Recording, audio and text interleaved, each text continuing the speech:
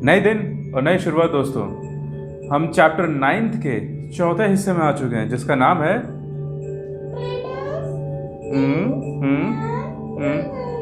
जी हाँ, बिल्कुल सही। ट्रेडर किंग्स एंड पिलग्रिम्स के चौथे पार्ट में आ गए हैं। इसके पहले वाले पार्ट में हमने बोधिसत्व के बारे में बात किया था। ये वो लोग थे जिनको मेडिटेशन करते करते टाइम पे एनलाइटमेंट मिल चुकी थी और एनलाइटमेंट के बाद ये बुद्ध यानी द वाइज वन बन चुके थे। मतलब उस लेवल पे जहाँ पे वो सारे ज्ञान उनको मिलना शुरू हो गए जो कि नॉर्मली लोगों को नहीं मिल पाते होंगे। तो इसलिए या वैसे नॉर्मली जो ऐसे लोग चाहते तो ये एक जगह पे रह के अपना मेडिटेशन आगे कंटिन्यू कर सकते थे, आइसोलेशन में रह सकते थे। बट ये लोग निकले बाहर, ये लोगों के बीच में गए, उन्होंने आइसोलेशन की जगह पे धर्म का प्रचार को इम्पोर्टेंट दिया। तो फिर ये मैसेज लोगों तक पहुंचाना शुरू किया बुद्धिज़्म के, और ये लोगों के बीच में जाना शुरू है। और इनकी वजह से बुद्धिज़्म काफ़ी स्प्रेड हुआ। किन कंट्रीज़ में? सेंट्रल एशिया में हुआ स्प्रेड, चाइना में हुआ स्प्रेड, कोरिया में हुआ, जापान में हुआ, जहाँ पे ये मैसेज को लेके गए थे बोधिसत्व लोग अपने अपने मैसेज के। और बुद्धिज़्म के और एक और वर्जन जो कि थोड़ा जिसको थर्वेडा वर्जन बोलते हैं, थर्वेडा वर्जन, ये थोड़ा पुराना वर्जन है। ओल्ड बुद्धिज़्म का कुछ कंसेप्ट इसमें इन्वॉल्व है, जो कि कहीं ना कहीं Sri Lanka, Myanmar, Thailand, south east Asia और जैसे इंडोनेशिया करके कंट्रीज़ है, उन जगहों पे ये थर्वेडा बुद्धिज़्म चल रहा था। अब सवाल आता है कि फैला कैसे, लग गए कैसे? तो ये नॉर्मली जो लोग थे ये ट्रेडर्स के साथ साथ चलते थे कई जगह पे। जो इनके केव्स बने हुए थे। शेरू, आप ये बताओगे कि केव्स में कौन बनवाया होगा इनके केव्स? ये लोग नहीं बनाया होगा, किंग्स लोग ने, ताकि ये लोग मेडिटेट कर सके। हाँ, सो बेसिकली ये लोग उस वक्त के कुछ टेम्पररी हाउसेस होते थे इनके, और लेटर ऑन वो परमानेंट हाउसेस भी बन गए थे जिसको मोनास्ट्रीज ऐसा बोलते हैं। स्पेशली अगर वेस्टर्न घाट्स को देखा जाए, वेस्टर्न घाट्स जो वैसे तो काफ़ी जोग्राफिकली बहुत मुश्किल है वेस्टर्न घाट्स को क्रॉस करना, चल पाना, बट उसके कुछ पासेस है, कुछ सीधे रोड्स हो गए या फिर कुछ रिवर्स हो गए, उसके साथ साथ में कुछ पासेस है। उस पासेस के आसपास कुछ हिल्स है और हिल्स में इन्होंने केव्स बनाए, जो कि कौन बनवाया? किंग्स बनवाए, किंग क्वींस, जो इंपॉर्टेंट लोग थे उस वक्त, रिच मर्चेंट्स, ट्रेडर्स, फार्मर्स जो कि बहुत अमीर थे, लैंड ओनर्स, ये लोग जो थे वो लोगों ने उनको फंड किया और केव्स बनवाए गए जहाँ पे ठहरते थे। नॉर्मली केव्स स्ट्रैटेजिकली इस जगह पे होते थे जहाँ पे ट्रेडर्स लोग पास करते हैं, मतलब एक जगह से दूसरी जगह पे लोग जाते, तो ऐसा माना गया है कि ये ट्रेडर्स लोग उनके साथ उस केव्स में भी रहते थे, उनके साथ में भी रहता है। हमने शुरुआत से हमेशा देखा कि ट्रेडर्स ने बुद्धिज़्म को बहुत अच्छे तरीके से फॉलो किया था। सिंस द स्टार्टिंग पॉइंट वो फर्स्ट एक ऐसा ऑक्यूपेशन था जहाँ पे बुद्धिज़्म को उन्होंने एक्सेप्ट किया था। फिर हम बात करते हैं कि जो ये पिलग्रिम्स जो होते हैं कैसे मूव करते थे, क्या क्या स्ट्रक्चर था। तो कई बार ये लोग राजा महाराजाओं के साथ, इनके प्रोटेक्टेड वे इनके साथ मूव करते थे, क्योंकि कुछ राजा महाराजा उस टाइम पे, जैसे हमने देखा था, एक राजा जो थे, कौन से राजा थे? कुशाना राज्य में, जिनके बुद्धिज्म की लाइफ पे, बुद्ध की लाइफ पे जो बुक लिखी गई थी, वहाँ कुशाना किंग जो थे, कनिष्क जिनका नाम था, वो बुद्धिज्म को फॉलो करते थे और उन्होंने बुद्धिज्म को प्रचार करने में उनका बहुत बड़ा योगदान रहा है। तो वैसे राजा लोग, जब लोग बुद्धिज्म को जिनको बिलीव करते थे, वो राजा लोग कई बार उनको प्रोटेक्शन देते थे, उनको रहने के लिए जगह भी देते थे। और फिर उसके बाद से कई बार जो पिलग्रिम्स, जब पिलग्रिम्स का वर्ड का मतलब ये होता है कि होली लोग, जो लोग वर्शिप करने के लिए जा रहे हैं कहीं पे, जो कुछ रिचुअल प्रैक्टिसेस करने के लिए जा रहे हैं, जो रिलीजियस प्रैक्टिसेस या रिलीजियस के प्रचार के लिए जा रहे हैं, किसी चीज़ की वर्शिप करने के लिए जा रहे हैं, तो इनको पिलग्रिम्स बोला जाता है। तो पिलग्रिम्स कई बार क्या होता है, ट्रेडर्स के साथ जाते थे, कभी राजा की प्रोटेक्शन होती थी, कई बार खुद अकेले भी, इनका एक अपने अंदर ही कुछ एक समूह बना लेते थे जो इनका खुद का अकेला का कारवां होता था, ये भी मूव कर रहा होता था। तो इन्होंने कई सारे कंट्रीज़ में गए, हमारे कई इंडियन सब कॉन्टिनेंट में कई बार ये वेस्टर्न घाट्स पे, और इनके कई सारे ट्रेसेस मिले वेस्टर्न घाट्स पे, ये साउथ इंडिया तक भी आया है। तो इस तरीके से बुद्धिज़्म स्प्रेड होना शुरू हो गया पूरे वर्ल्ड में। फिर उसके बाद से आता है साथ साथ में कि कुछ चाइनीज़ पिलग्रिम्स भी आए थे उस टाइम पे। फाजियान आए थे। फाजियान करीब करीब आज से 1600 साल पहले आए थे। उसके बाद 200 साल बाद जुआन ज़ैंग आए हैं, जो कि करीब 1400 साल पहले आए। और जुआन ज़ैंग आने के बाद 50 साल बाद आई किंग चाइनीज ट्रैवलर थे जो कि रिलीजियस प्रैक्टिसेस को, बुद्धिज़्म को समझने के लिए वो इंडिया आए थे। ये कई जगहों पे गए तो, और जब जहाँ जहाँ जाते थे वहाँ पे वो ट्रैवलिंग में कितनी मुश्किलें आती थी वो उसके ऊपर एक बुक लिखते थे। वो अपनी सारी जो एक्सपीरियंसेस थे उसको डिटेल में शेयर करते थे। तो आप शेरू, आप ये बताओ, क्या जर्नी उनकी आसान रही होगी? नहीं, हाँ, बिल्कुल मुश्किल थी। किस टाइप की मुश्किलें आती होंगी? वो जिस तरह के रास्ते में जा रहे होंगे उस वक्त तो कोई व्हीकल नहीं होगा, तो वो हाँ, तो कई बार क्या होता है, मैं दो स्टोरी बताता हूँ। तो जैसे पहले फाजियान जब आए थे, वो घर जाने के टाइम पे, चाइना जाने के टाइम पे, वो बंगाल में थे उस टाइम पे। तो फाजियान जब बंगाल में थे तो उसके बाद से उन्होंने घर जाने के लिए जो उसके एक मर्चेंट, जैसे हमने कहा कि वो मर्चेंट्स के साथ भी ये लोग मूव करते थे।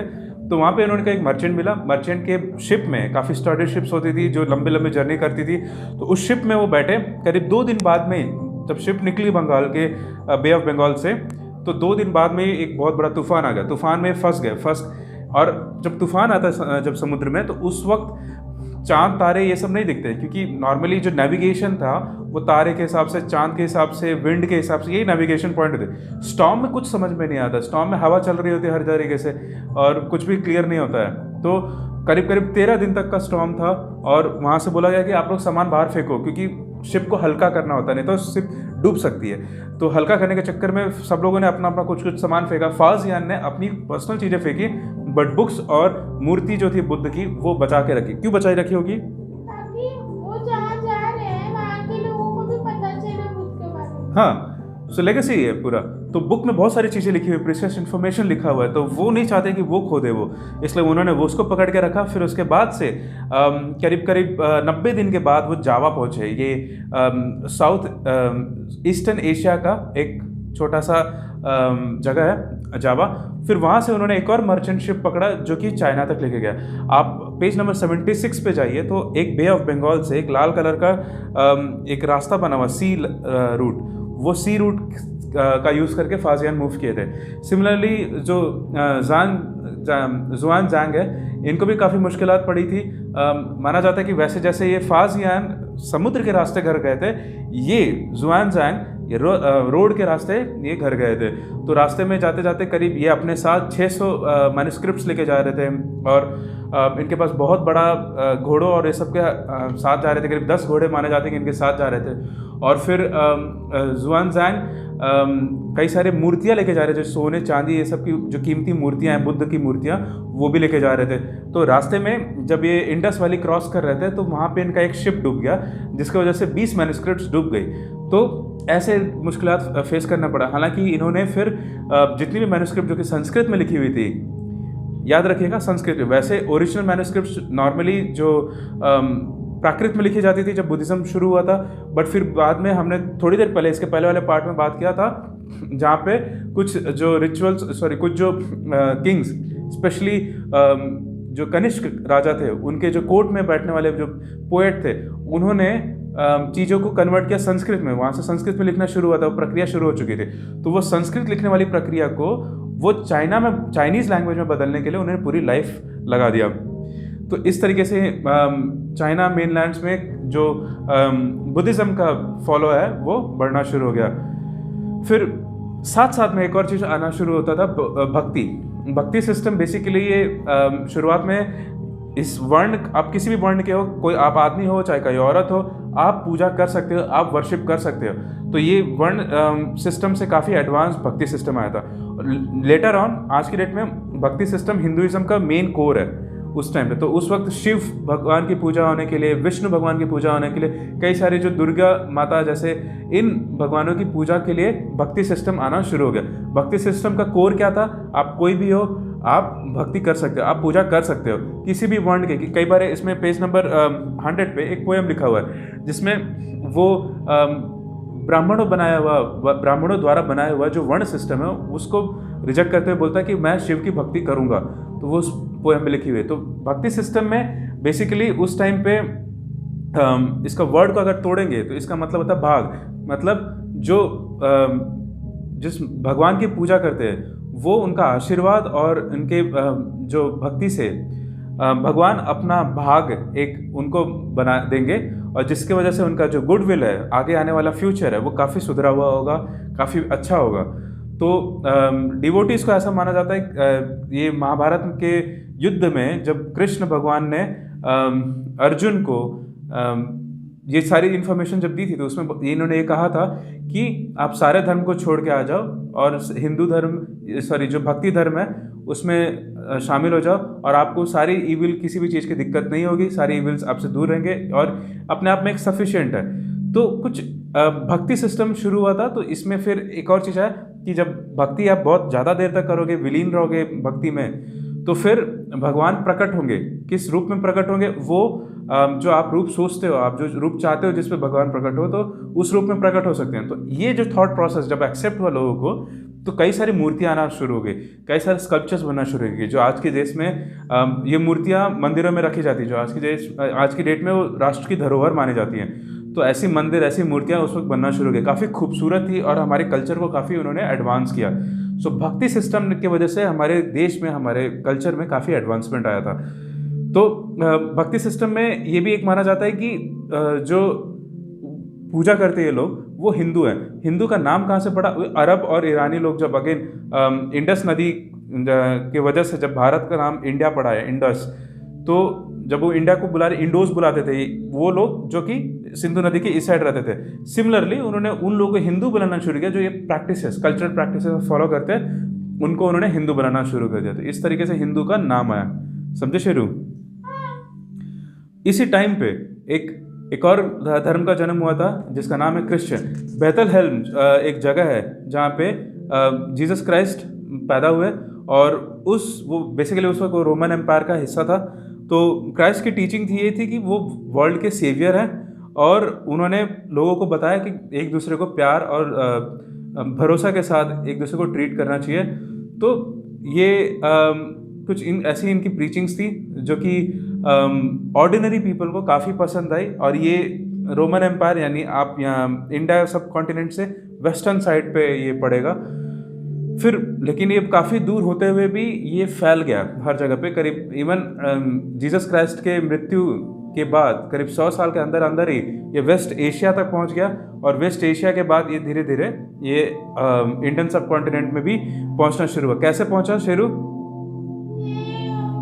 हमने बताया था अरब जो लोग हैं, वो अरब के लोग भारत तक कैसे पहुंचते थे? जी हाँ, सदर्न विंड्स जो चलते हैं, जो मानसून लेके आते हैं, वो विंड्स गाइड करते थे। तो ये लोग इंडियन कोस्टल एरियाज पे पहुंचे, और जो सबसे पुराने क्रिश्चियंस हैं, सीरियन क्रिश्चियन जिनको बोला जाता है, केरला में है, ये लोग one of the most oldest Christian है, और इनकी बहुत अलग ही कम्युनिटी मानी जाती है क्रिश्चियनिटी के हिसाब से। तो ये चैप्टर में हमने बुद्धिज़्म के बारे में देखा, भक्ति सिस्टम के बारे में देखा, फिर हमने क्रिश्चियनिटी का प्रेजेंस देखा है। अब हम आगे बात करेंगे कि फिर जो रूलर्स और कौन कौन से नए रूलर्स के बारे में बात करेंगे। गुप्ता रूलर्स पे स्पेसिफिकली हमारा फोकस होगा। फिर हम जो साउथ इंडिया है वहाँ पे कई ऐसे स्ट्रॉन्ग रूलर सिस्टम पर है, चालुक्यास और इन पांडवास और पल्लवास और चालुक्यास, इनके ऊपर हम फोकस करेंगे, इनके ऊपर स्ट्रेस करेंगे, इनको अच्छे से समझेंगे। उम्मीद है आपको ये चैप्टर पसंद आया होगा, और अपना ख्याल रखिए, हमारे चैनल को सब्सक्राइब करिए, और फिर मिलते हैं जल्दी। धन्यवाद।